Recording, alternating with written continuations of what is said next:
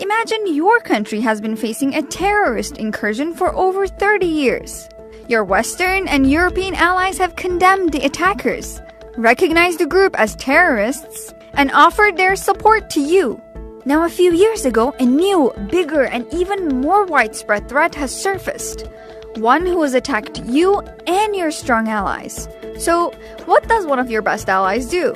Arm and train your longtime enemy in order to fight the new bad guys, and then let them settle up right next to you. You see why Turkey's upset.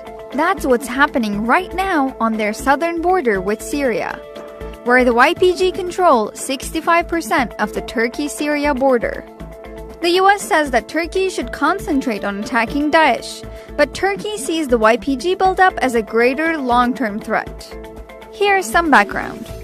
In order to fight Daesh, also known as ISIS, in Syria a few years ago, the US armed and trained a group of mostly Kurdish rebels going by YPG, who later changed their name to SDF.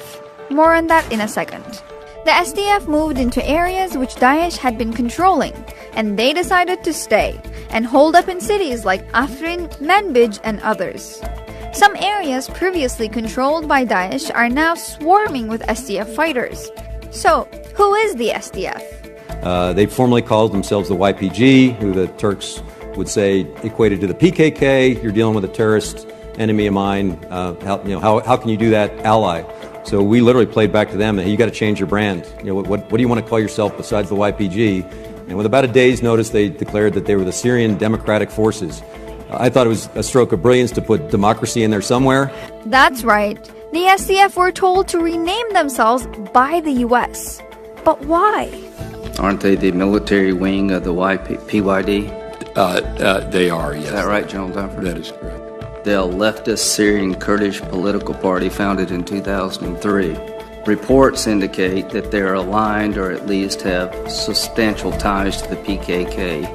Is that true? Yes, we have